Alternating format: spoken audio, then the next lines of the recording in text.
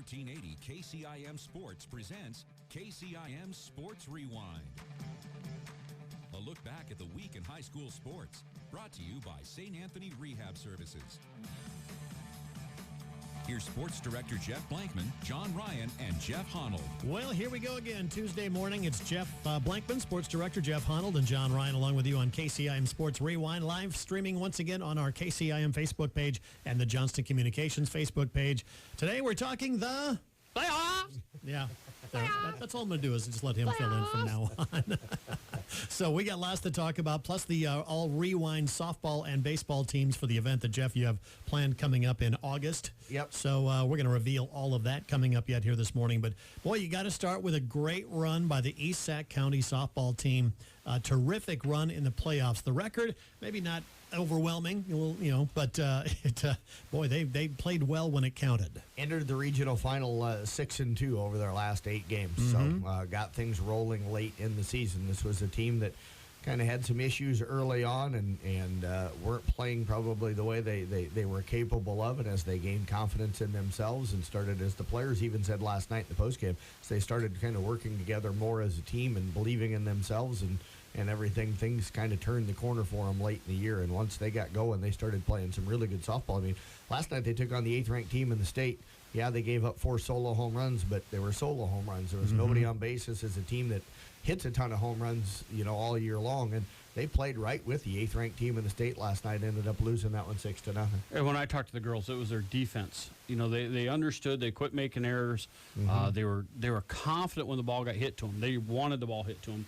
And talking to Coach, that was the difference. When that switch hit, they became a state contender. I remember the game against Pokey. They played a clean defensive game that night. Just didn't get the big hit till late. It's shocking. It's amazing to see that one win set them up to play against Emmetsburg, a team they had just previously played and lost against. Yes. So instead of going in with that attitude of, well, we've been beaten by them before, they went in, hey, we can play with these guys. Right. Coming off a clean defensive effort against Pokey. Yeah, and then went in there and took control of that game early and kind of just controlled the game, the entire game, and gone on to a 7-1 victory, and then headed down to play a South Central Calhoun team that, Jeff, you called that game. Yeah, South Central. Central. They had lost twice to South Central during the regular season, once by a 10-run rule and once by 9. Yeah, and really came in and put runs on the board early. Yeah. Caused South Central. South Central played the night before and played a clean game.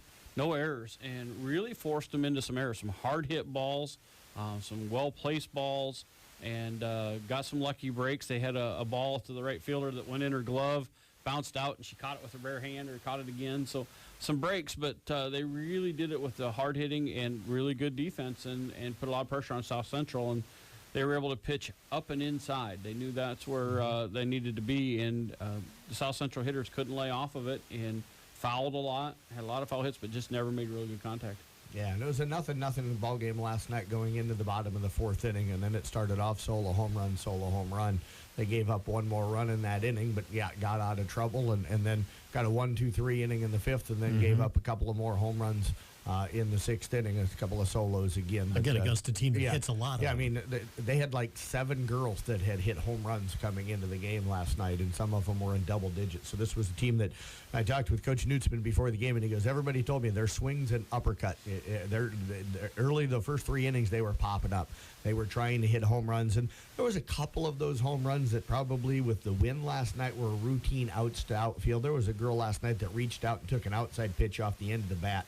And she was a righty, so she pulled it, and somehow it got up in that airstream out to left field, and it cleared the fence. It looked like you see those in Major League Baseball, you're like, yeah, that's a pop-up, and then somehow it just keeps drifting, and that happened a couple of times last night.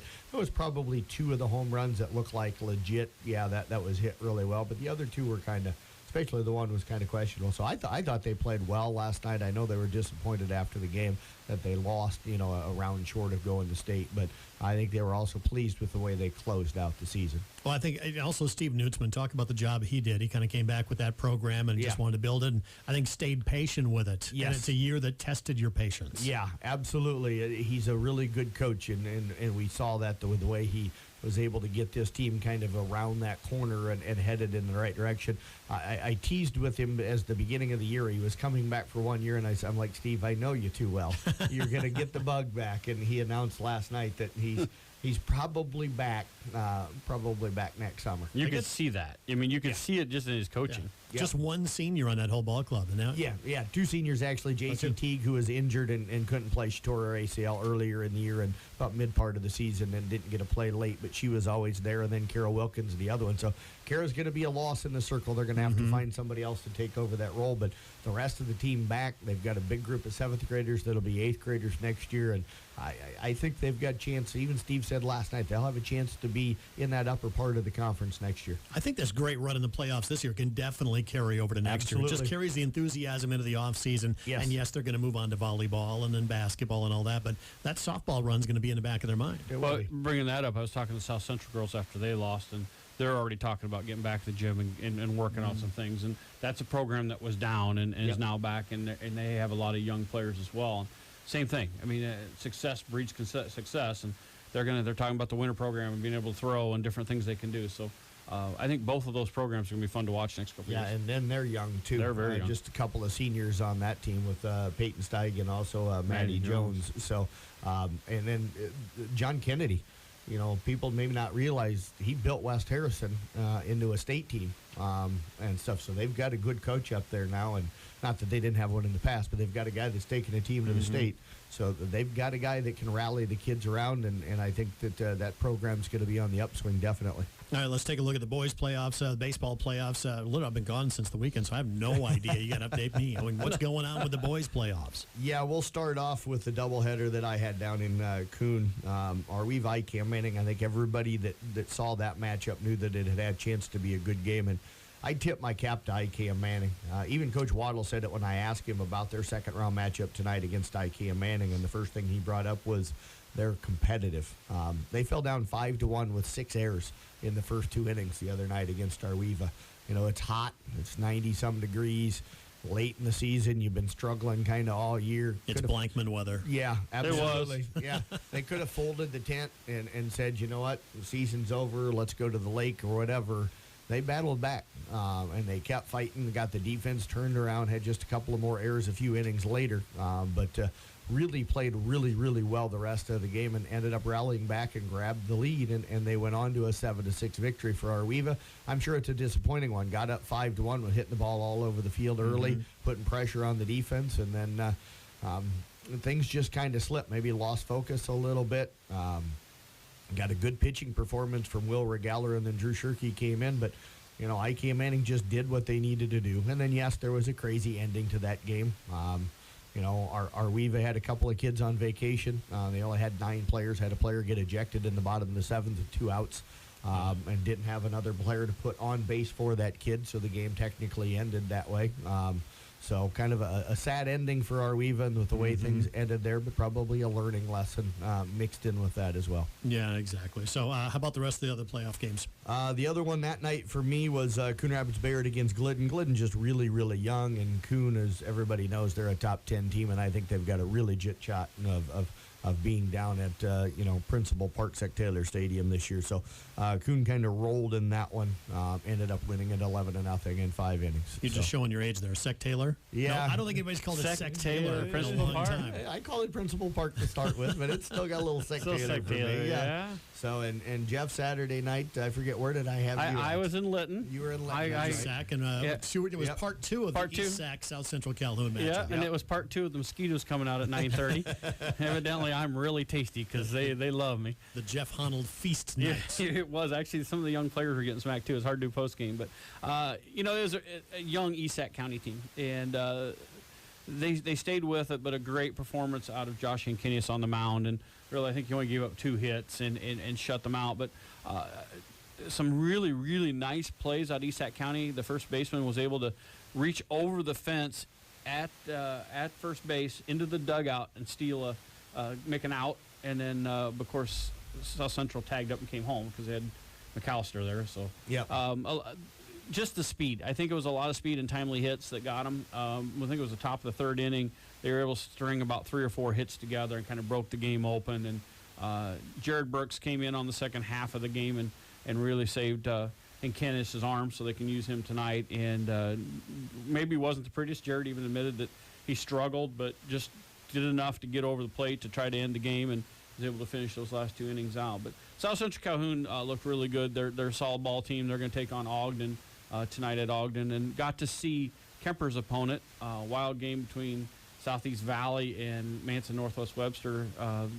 Manson was up 3-2 going in the bottom. Their pitcher ran out of throws, so they had to bring in another guy, and he loaded the bases up. So they brought in another pitcher. He gives up a single, 2-run single to end the game. So Kemper, from what I saw, I really like Kemper's chances tonight. I think they'll match up well against Southeast Valley, and Ogden's going to be tough for South Central Calhoun. They know that, but they're really loose. They know it's kind of a chip in the chair. Nobody expects them to do anything, so they're going to come in just kind of enjoy themselves and play good baseball. You bet. And then for Audubon that night, they were down at Anita, took on Earlham, fell down 2-0 early, rallied back in that one for a 5-2 win. Really, the pitching was the story for me that night for them. Jackson Jensen, Skylar Schultes, and Joel Clucky combined to strike out 17 that night. So 17 of the 21 outs via strikeout. So it didn't have to put a lot of pressure on the defense. The pitching went out, and even though they gave up too early, kind of dominated that game. So they'll have a tough one tonight, going to take on a Caminita team that's been playing really well here late in the season, and we'll have that for everybody on KCI when Nick Brink's on the call. So I think the Wheelers got a chance to move on. All right, so that's 5 o'clock tonight here on KCIM. Cubs game to follow that. Jeff Honnold, you're going to be at Coon Rapids with IK and Manning. Coon Rapids at 7, and Jeff Blankman, you've got the doubleheader tonight. Yep. Because you love the warm weather. Absolutely. You're going to be out there. Kemper, Southeast Valley at Ogden at 5, and then South Central Calhoun at Ogden at 7. My question is, that doubleheader going to last slightly longer than the 11-run inning the Merchants had the other day on Sunday? That was a rough one. 11 runs in the bottom of the first inning. I was 2 batters away from having to start my third column on the score sheet. You go back to that Merchant game. The first 4 guys scored all 4 times they got on base, and most of them scored twice in the first. So that was, and it was they were hitting. It wasn't a lot. Well, there were some errors too, but a lot of timely hitting. And the poor third baseman had 3 errors in the first, and he did not get to bat at that point. So now you can say you score a crooked number in the first inning, but 11, that's just 2. That's like a little picket fence going on. Well, that's what there. Coach said. He goes, it was nice to put the crooked number. I said, wait a minute, those are 2 straight lines. Yeah. I don't know. Yeah. It's been a long time since I called 2 straight lines in one. But it was fun. It was a fun game to do. It went a little longer than I wanted at 90 degrees, but the Merchants came out and looked good and finally got some hits together. Yeah, 11 runs in the bottom of that first. Yeah, and real quick here, just to kind of wrap up some softball playoff stuff from Wednesday night. We had a couple other teams fall. Or Friday night. Arweva went over to Ridgeview. The Rockets had made a great run in the playoffs, knocking off St. Albert late in the game and then winning at West Harrison late in the game with Emily Hinders coming up with some huge hits. Ran into a very good Ridgeview team. Ended up losing that one 10-0 in 5 innings. But again, a young team, just a couple of seniors for them, and Maddie Owen and Emily Hinders. So they should be much better again coming up next year. Tough loss for the Kemper Knights. They fell to Southeast Valley. Jordan Schwabe had the solo home run in the top of the 7th to tie that thing at 3 apiece. And then it was Southeast Valley able to get a runner on in the bottom half of the inning. They got into a pickle in between third and home, and the girls scored the game-winning run to end the ball game. So kind of a crushing defeat. That's a heartbreaker. Crushing defeat for Kemper. And it just happens that Southeast Valley was also the team that had knocked out Carroll on Wednesday night. Kind of a tough one for the Tigers. Tigers got up early in that game. Southeast Valley came back. I think it was in the 6th inning. Yeah, it was in the bottom of the 6th inning. They had a play at the plate. Riley Ludwig made a pretty good throw into the plate, but it ricocheted off of the runner, bounced away, and then things kind of just fell apart shortly after that for Carroll. They gave up a few runs, ended up being down 7-3, heading into the top half of the 7th inning. Were just not able to come back and get a win there. So their season came to an end. And also, Ike and Manning ran into a really good West Monona team. They ended up falling on Wednesday night as well, 10-0 in 5 innings up in West Monona. So the Wolves, a really young team. They'll bounce back in the future and be much better in the next couple of years. All right, we're going to step aside, take a break. We're going to come back with the announcement of the All Rewind teams for baseball and softball. That's 30 seconds away on KCIM. As the athletes at your house prepare.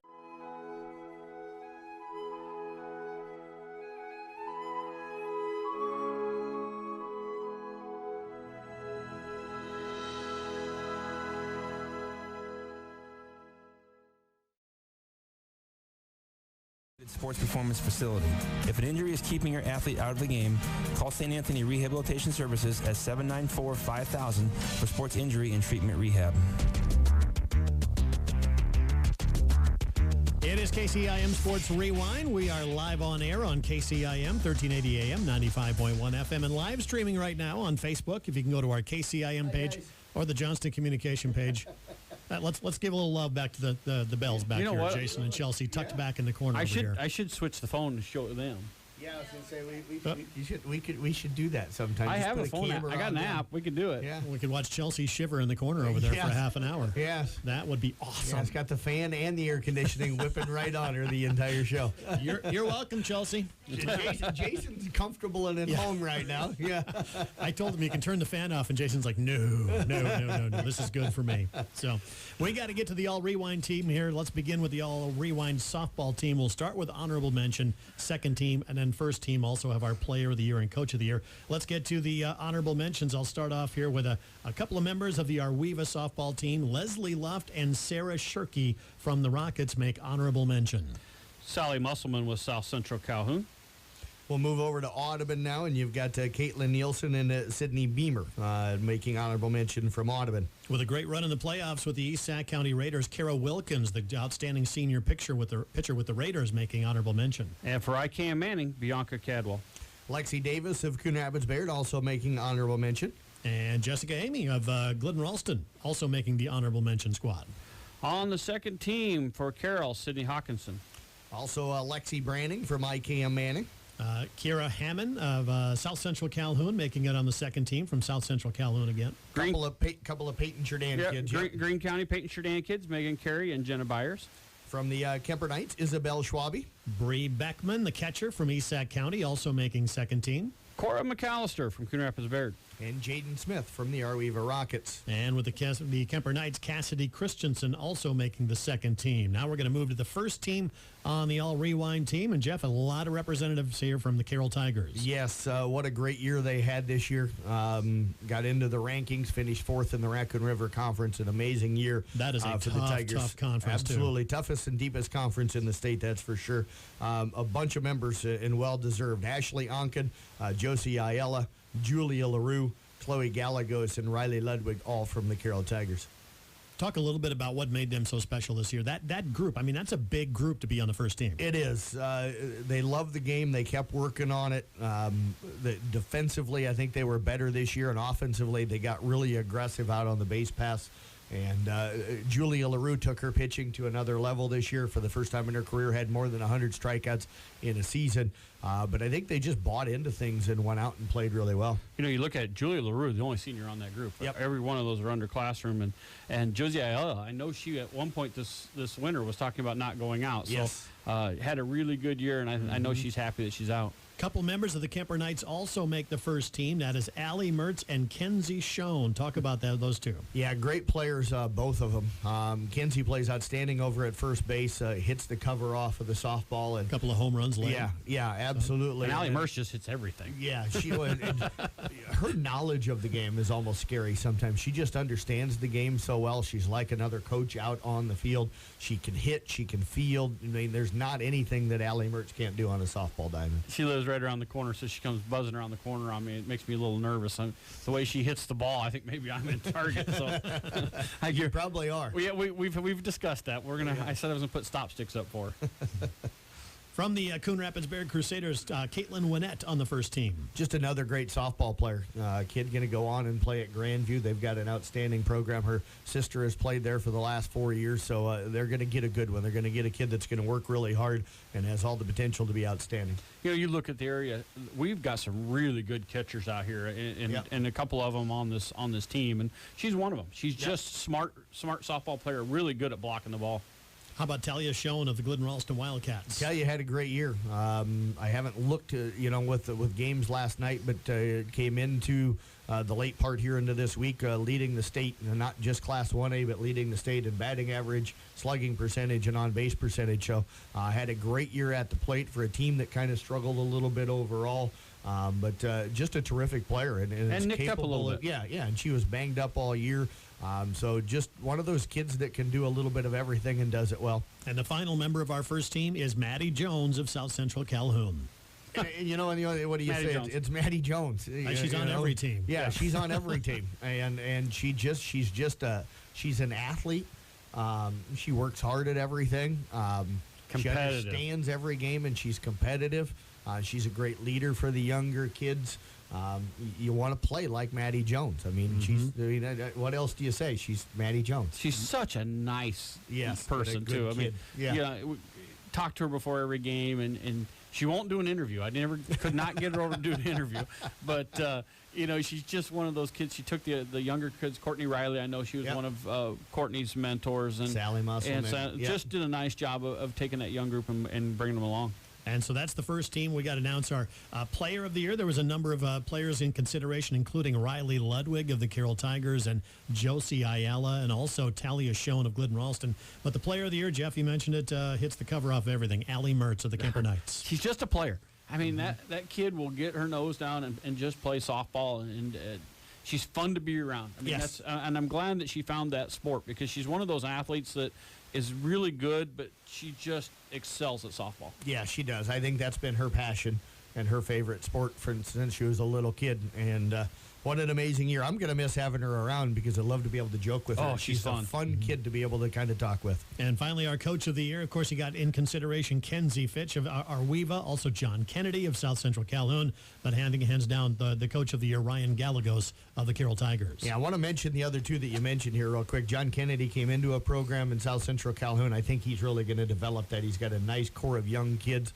He's a really good coach. Like I said, built West Harrison into a state program. And since he's left over there, you've seen that program start to kind of to slide a little bit. So that tells you what he was capable of. And Kenzie Fitch, you think about it, 2 seniors on this year team, but they had a lot of 8th graders playing. They were really, really young over there this year. And she ended up getting a well over a 500 record with them this year. Did an outstanding job with a young group. And I think that the future looks pretty good for that program over there. And then, of course, Ryan Gallegos. What do you say with what he's done here? Fruits of labor. Yeah. I mean, he's been with this group of kids since they were young kids, and he's really built this program, and he's in probably the hardest conference in the state. Yep. And they're playing. They play really good softball. They're entertaining. Yep, they are. It's fun to watch them play, and they're passionate about it. And I don't think anything's going to happen in the future. Yeah, they're going to have to replace Julia LaRue in the circle and stuff, but they've got enough really good young players coming back, and they'll have some more players coming into the program, and maybe some rumors that some kids that decided not to play this year that missed it quite a bit might be back out next year, which could be pretty beneficial to this program as well. You talk about taking it to the next level. He's taken it up a couple notches. Yes, he especially has. this year. So Yes, he has. Ryan Gallegos, our coach of the year. Let's do the baseball team. We'll do that in 30 seconds. As the athletes at your house prepare.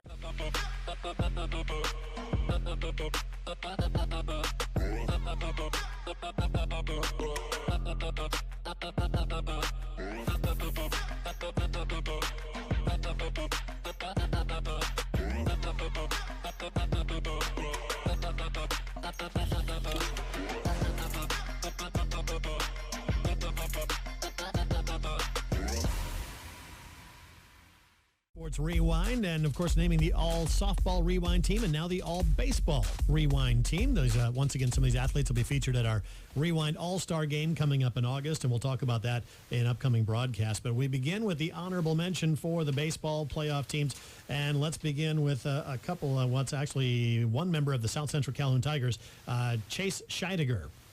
For ICAM Manning, it'll be Ethan Carter. Esac County's got Maxwell Jessen. About Jackson Jensen from the Audubon Wheelers. Aaron McAllister, Coon Rapids Bears. And Henry Sigabart from Arweva. A number of players on the second team as we begin here with Josh Henkenius of South Central Calhoun. He's also joined by Zane Newbaum and Blake McAllister. For Audubon, it'll be Skylar Schultes and Marcus Olson. And also Ethan Clucky. And Ethan Clucky, sorry. You bet, not a problem. No, see, Jeff didn't all put them together. No, don't put them together. Just That would list be them. too easy to read. He's making us think here. I got to make you look around and stay awake. That's the thing. It's cold enough in here for It's that. 20 degrees in here. What Yes. more do you want? Alex Lingle from IKM Manning on that second team as well. How about the Arweva Rockets? Keegan Simons making another great all-star team. For the Kemper Knights, it'll be Jacob Hugebeck and Truman Hallcap. And from Coon Rapids Bayard, you've got Ben Obert and Cade Schlepp. How about Grant Borkowski from the Glidden Ralston Wildcats? What we got left? ESAC? East County, yep. Caleb Vilhauer. There you go. That rounds out your second team. Let's talk about the first team. And again, a couple members of the Kemper Knights going to lead things off here. Kyle Berg and Aaron Schreck.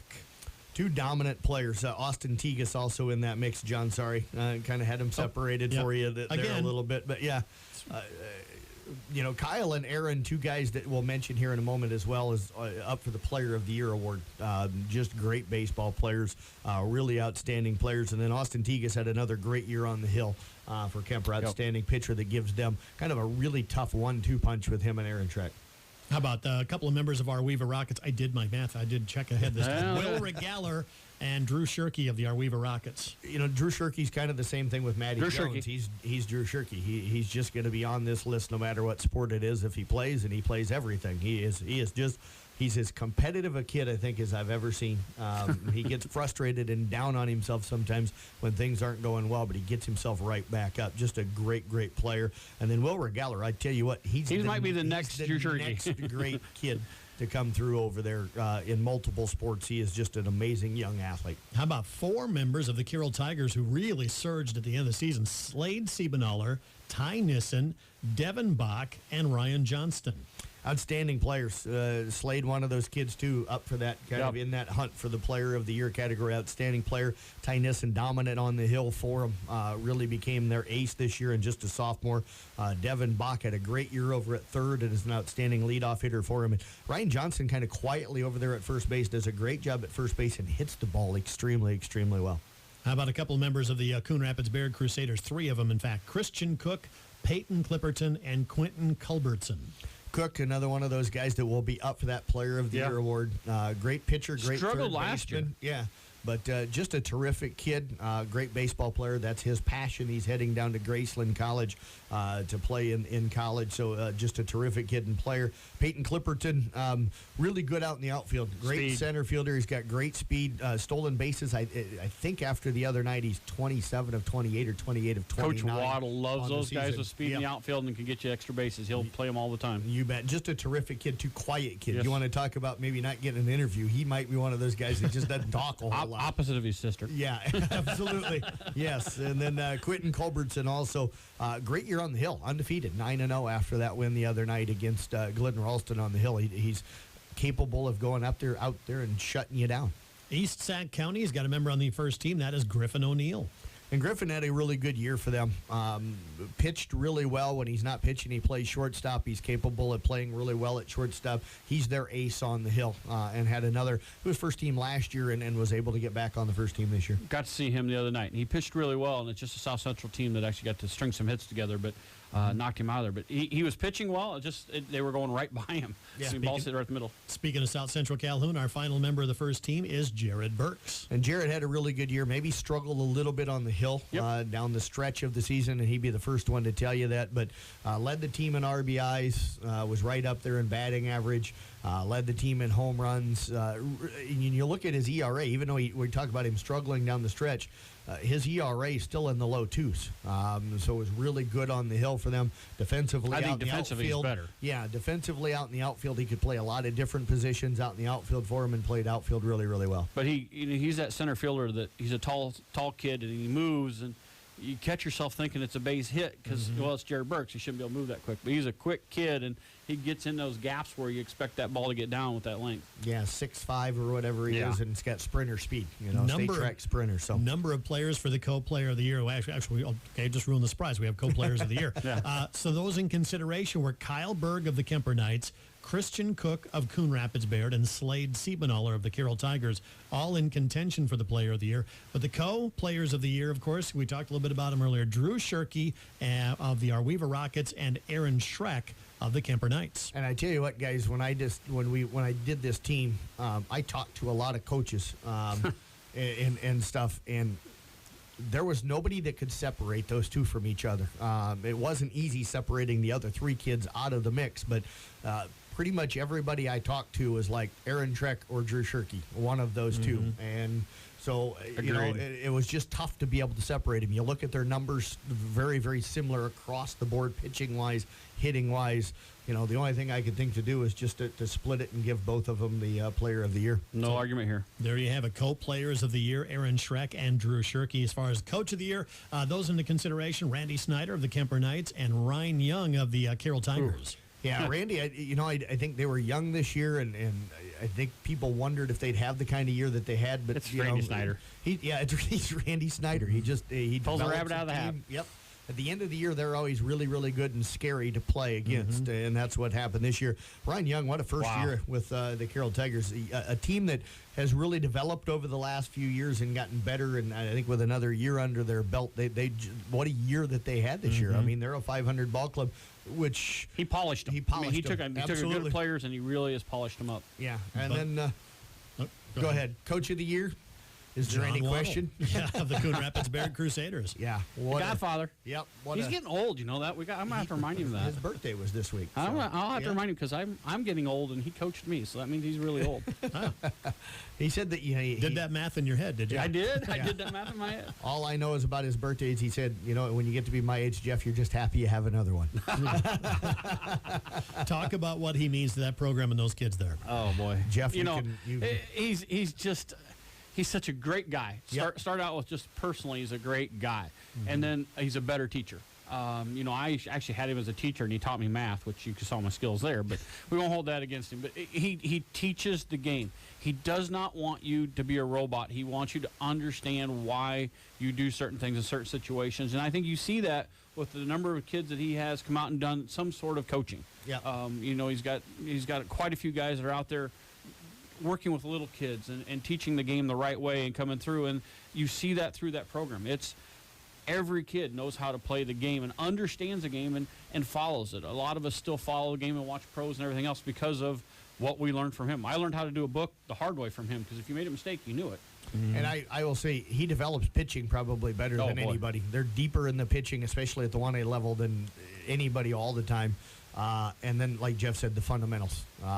They just don't make mistakes because they understand the game. Now, you talked about all the guys that go on and do coaching. How about all those that don't do it but still learned how to do things the right way? Yes. From John When Waddle. we were upset, a bunch of us came back for his big celebration, and we sat by there, and he went away from using the indicator. We were all yelling out what he was doing, steals or bunt or what have you, and he was kind of giving us a look. Now he's got the wristband, so none of us can sit over on the sidelines and know what's going on.